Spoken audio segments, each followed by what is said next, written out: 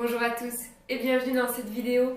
Merci d'être au rendez-vous pour ceux qui viennent du bilan couture et pour les autres, bienvenue. Alors aujourd'hui, je vous propose de coudre avec moi.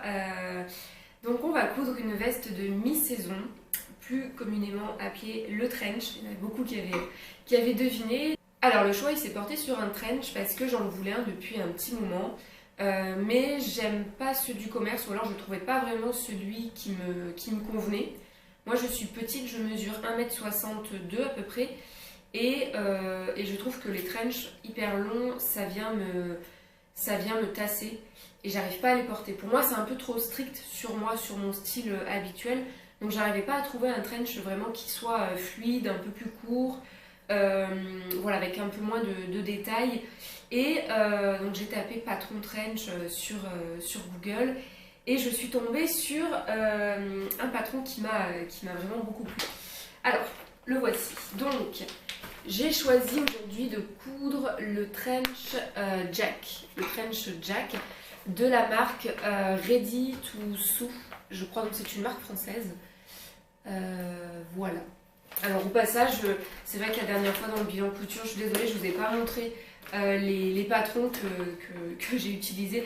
Moi j'ai une méthode de rangement assez particulière. Je ne me sers absolument pas de l'enveloppe en craft. Enfin, je m'en suis servi quoi 6 mois, elle a fini. Voilà, enfin, moi mes enveloppes en craft, je m'en sers tellement, je rajoute tellement de choses. Quand je viens redécalquer un patron dans une autre taille, ça fait des enveloppes comme ça s'est déchiré. Donc en fait j'achète des petites pochettes comme ça, vous voyez, on perd rien, on peut la mettre dans tous les sens. Elle est avec une petite pression, et vous voyez, vous avez largement la place de mettre plein de dossiers. Elle s'ouvre un peu plus en bas, et ça tient franchement dans le temps, j'ai aucun problème avec ça. Donc ça passe dans un classeur, enfin, c'est fait pour un classeur. Et en plus vous avez le côté transparent qui vient vous faciliter la recherche de patrons. Je vais les prendre sur Amazon, je vous mettrai le lien.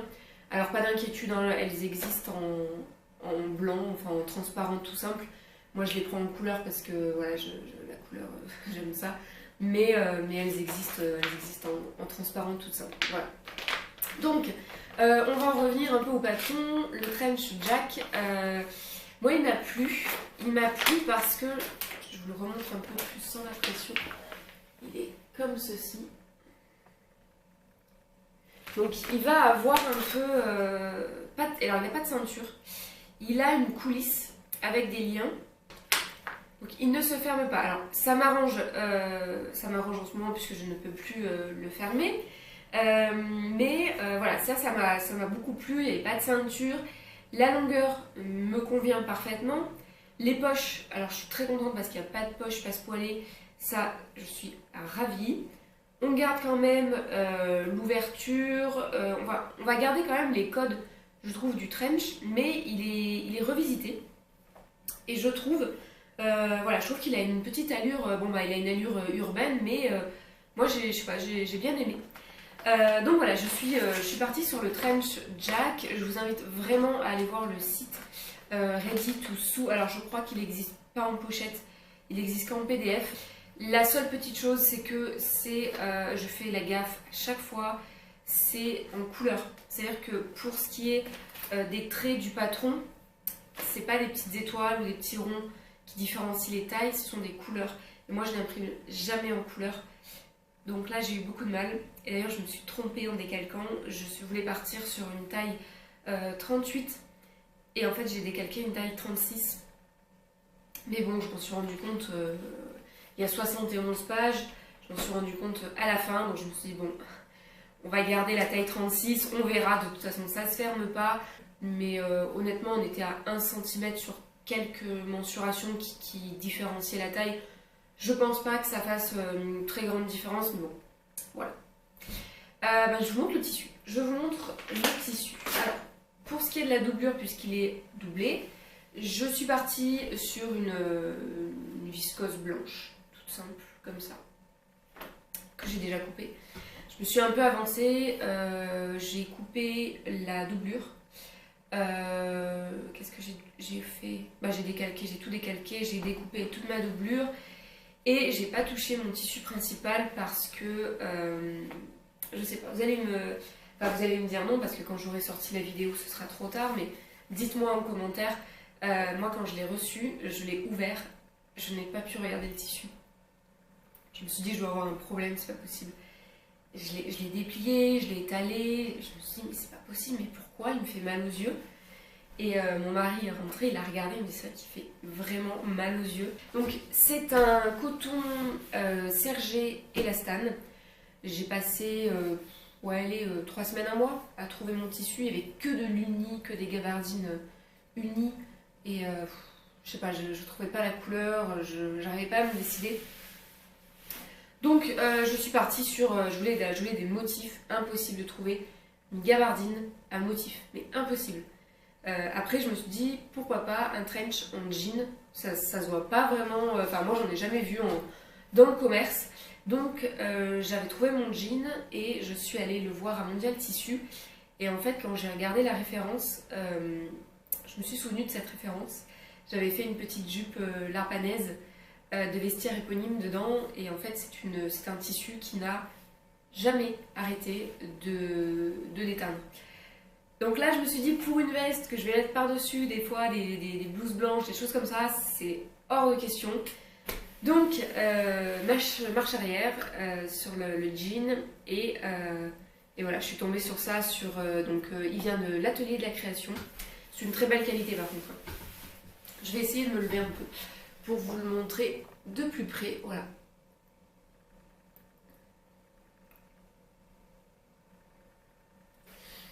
Donc non, franchement, c'est une très belle qualité. Vous voyez, il est... je vais vous le déplier, hein, que vous ayez vous aussi un peu mal aux yeux. Voilà. Il est donc composé de coton et il a 3 ou 5%, il me semble, d'élasticité. Donc voilà, il est élastique. Et ça, c'est ce que je voulais en fait pour le rendu du patron. Donc ça, c'est parfait. Au niveau de la qualité du tissu et de ce que je voulais en termes de composants, on est vraiment sur la matière que je voulais. Maintenant, ça va être les rayures qui vont, je pense, me poser un problème de malade dans la couture. J'ai très peur de le couper. Je sais pas encore si je vais pouvoir faire les raccords. Vous savez, les raccords des rayures.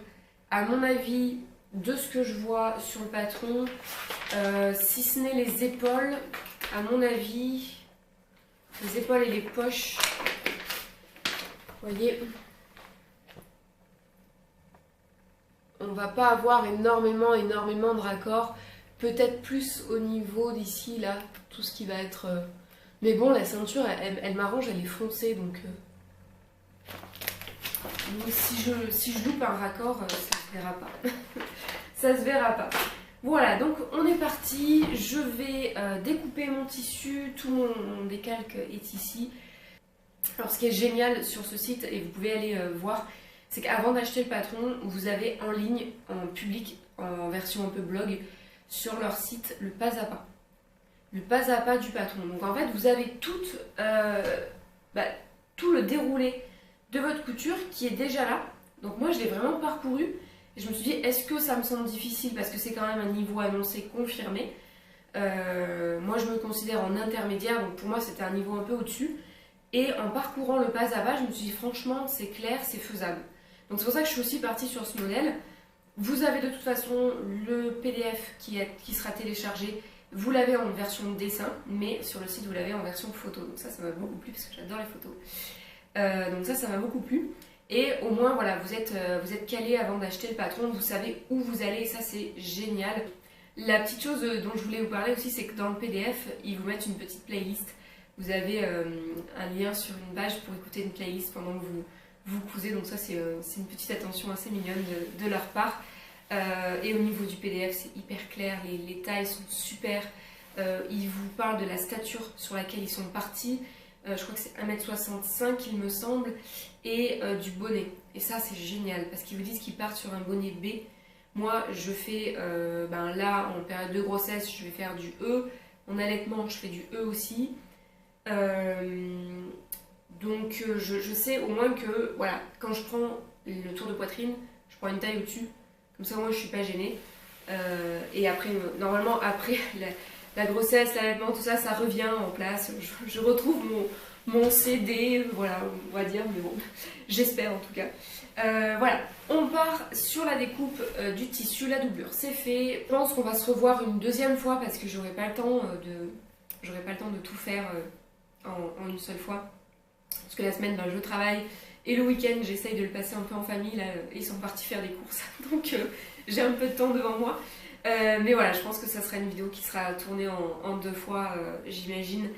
Voilà, allez, c'est parti.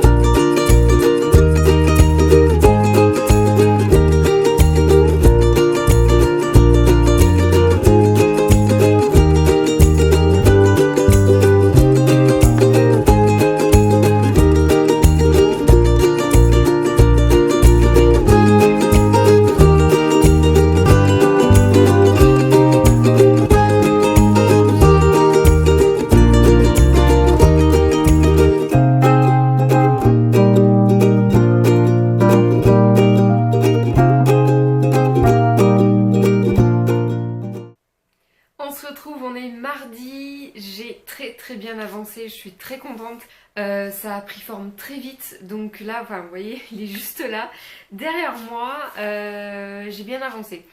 J'ai donc fait mes poches qui en fait étaient très rapides à monter. J'ai monté mon dos. Je pensais avoir des petits soucis sur le dos avec le pli creux, le bas volé, les choses comme ça. Au final, c'est tellement fluide, c'est super bien expliqué. Aucune difficulté particulière, voilà, c'est vraiment fluide. Donc là, je me suis arrêtée. Donc j'ai monté aussi ma parmenture. Il y avait 3 pièces, donc j'en ai profité. J'ai monté ma doublure. Donc elle est totalement montée. En fait, je l'ai montée avant parce que j'avais quand même un gros doute au niveau de la taille. Donc je me suis dit, je vais monter la doublure, je vais passer la doublure. Si ça passe, c'est bon. Et effectivement, donc nickel, franchement, je suis à l'aise. Donc la taille 36 m'ira, il n'y a pas de souci. J'ai plus aucun doute, donc ça aussi, je suis soulagée. Aujourd'hui, donc on est mardi, j'ai fini un peu plus tôt le travail, je suis très contente. J'ai une petite heure devant moi. Je vais passer au montage du col et au montage des manches. Donc le col, il va être là. J'ai 2 pièces comme ceci. J'ai 2 pièces, donc ma parmenture elle était là. Et j'ai les manches qui sont juste là sur ma table à repasser. Donc à mon avis, je vais monter le col, assembler la parmenture. Je vais finir en fait la structure. Je vais essayer de finir la structure du trench et puis ben, je vous retrouve, je pense d'ici quelques jours euh, pour la petite touche personnelle que je vais rajouter parce que je ne vais pas laisser mon trench comme ça, je vais lui rajouter un petit quelque chose et puis on se retrouvera pour les images finales.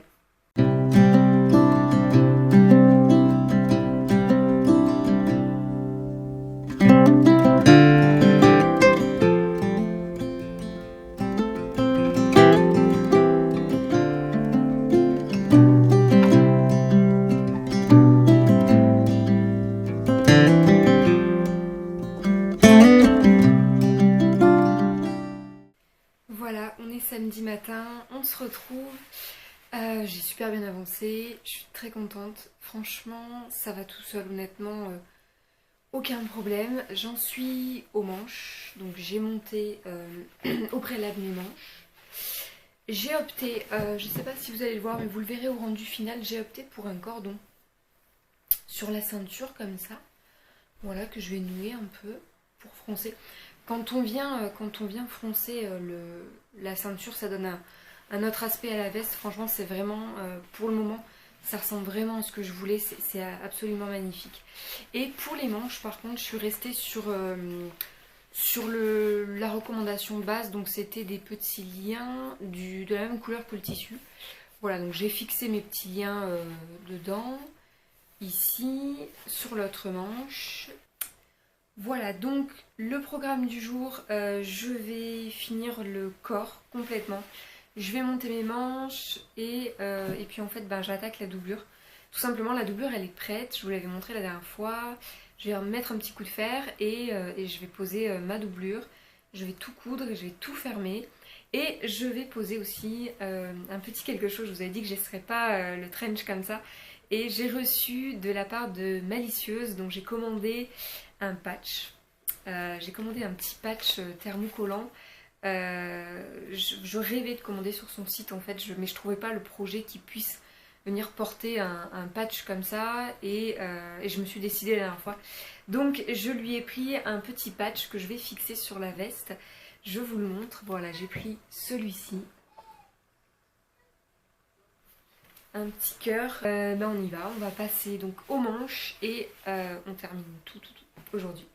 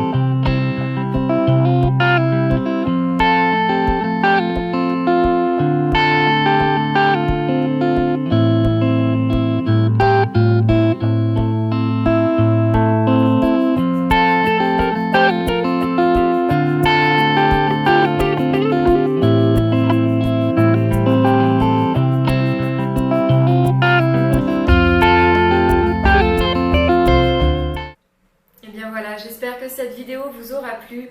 En tout cas, j'ai pris beaucoup de plaisir à la tourner.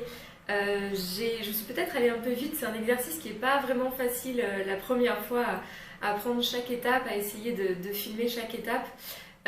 Mais voilà, en tout cas, je me suis vraiment amusée et je vous retrouve très vite pour un petit saut long comme ça. Je pense que ça sera la vidéo du mois d'avril. Elle sortira fin avril, c'est une robe de printemps. Mais pour une occasion très spéciale et je vous en parlerai un peu plus dans la vidéo.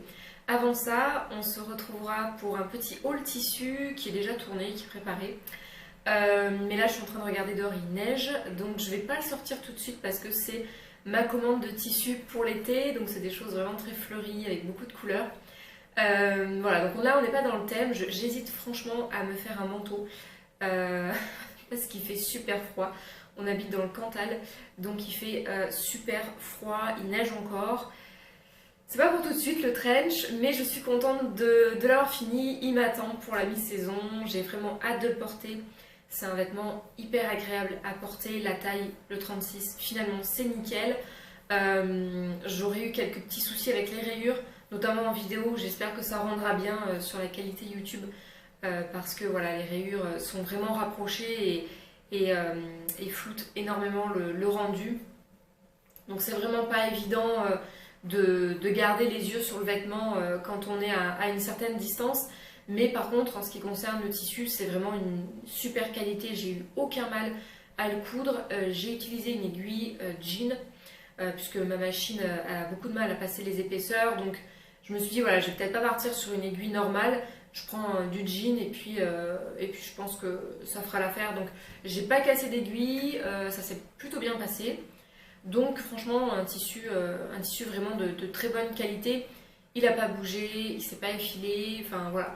Franchement, je regrette pas mon achat, même si je pense que ma prochaine version pour l'automne prochain, elle sera en suédine. J'ai très envie de tenter ce patron sur une suédine. Je pense que ça peut être vraiment magnifique, même pour le printemps, hein, si vous voulez vous lancer dedans. Voilà, et j'en profite également, avant de terminer, pour vous remercier de l'accueil que vous m'avez fait dans les commentaires sous le bilan couture. Ça m'a fait vraiment plaisir, vous avez été nombreuses à me féliciter pour la grossesse, merci beaucoup.